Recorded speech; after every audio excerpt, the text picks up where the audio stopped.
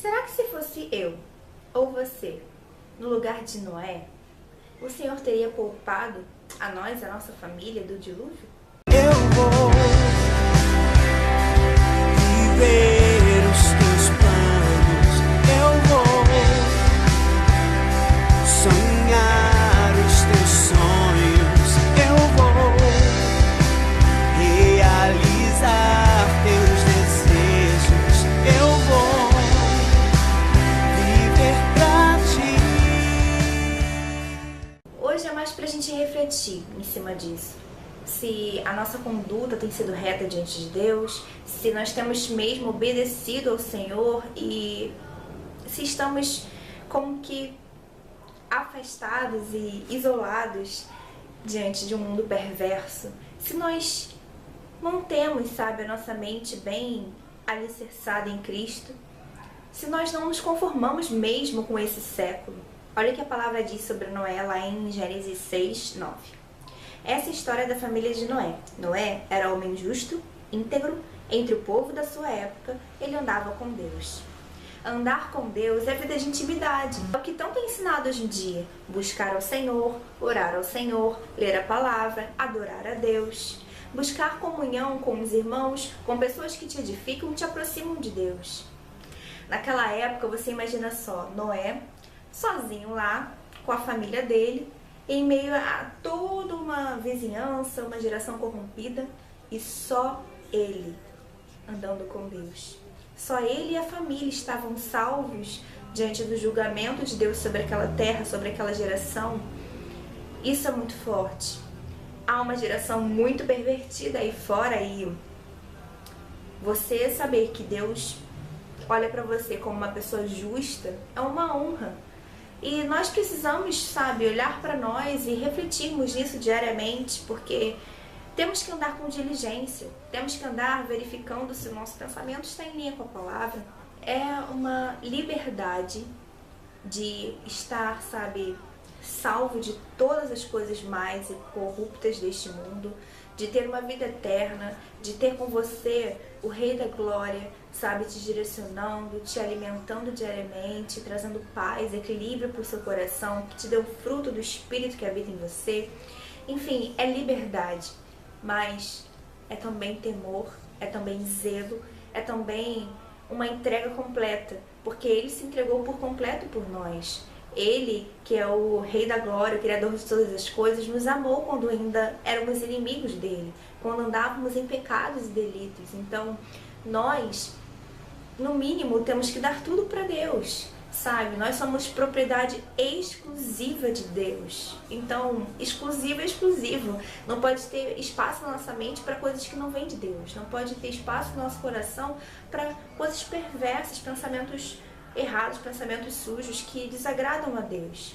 Por isso nós temos que ter cuidado com tudo que está à nossa volta, para não sermos influenciados, sabe? Porque essa reflexão que eu falei no início do vídeo, será que se fosse eu, se fosse você, o Senhor ainda assim acharia alguém justo, né, diante daquela geração? Porque é muito difícil, sabe, a gente analisar a situação, porque tanta gente é influenciável, sabe, tanta gente tá com um pé aqui, um pé lá, tanta gente é arrancada da igreja de uma forma tão fácil.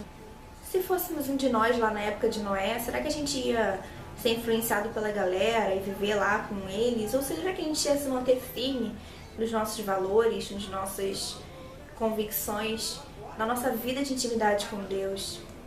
As pessoas se vendem tão fácil hoje, as pessoas se deixam, sabe, influenciar por tão pouco. Na nossa caminhada com Deus, nós acabamos aprendendo, fica meio que intrínseco no nosso coração, sabe?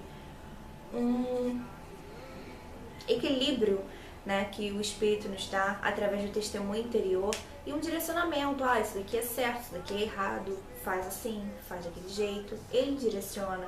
Então não é uma coisa assim pesada de se viver, é uma coisa muito mais leve do que parece, mas que as pessoas preferem ir pro mais fácil, que no final dê caminho de morte, né? Como diz na palavra, há caminhos que parecem bons para o homem, mas no final dão um caminho de morte, né? E quando o caminho é um pouquinho mais estreito, a pessoa fica, não vou não, porque é estreito, né? É difícil, né? Ai, que chato, tem que orar, tem que ler a palavra, ai, tem que... Gente, isso é tão prazeroso. Quando você sujeita a sua carne, quando você domina a sua carne, isso é tão prazeroso. A carne não gosta. A carne não gosta de um caminho estreito, mas o caminho largo tem morte. O caminho estreito leva à vida eterna. E aí? O Senhor já predestinou aqueles que são dele, aqueles que fazem parte do plano perfeito dele. E as ovelhas dele ouvem a voz e seguem. Esse e seguir e praticar é obedecer. Olha que honra que o Senhor fala lá em Gênesis 7:1. Então o Senhor disse a Noé: entre na arca, você e toda a sua família, porque você é o único justo que encontrei nessa geração. Uma vez o Senhor me ensinou, somos você e eu. É uma intimidade, sabe, que tá acima das outras pessoas, tá acima de outros relacionamentos. É uma suficiência em quem ele é. Você não depende de outras pessoas para ser feliz, você não depende de outros relacionamentos para você estar estável, para você ter chão para pisar, sabe? Você depende dele, a sua suficiência vem dele. É você e ele. Vamos tomar Noé como exemplo e ser uma pessoa assim, com a mente bem focada no nosso propósito, no propósito pelo qual nós existimos, no propósito pelo qual nós fomos chamados, no propósito pelo qual nós fomos escolhidos por Deus para fazer a diferença nessa terra, para cumprir um chamado nessa terra. Que nós tenhamos bem firme na nossa mente esse foco mesmo deste propósito, para que não sejamos influenciados. Seja o diferencial. Para sempre que Deus olhar para você, Ele dizer: encontrei em você uma pessoa justa em meio a uma geração perversa. Que honra. Que honra.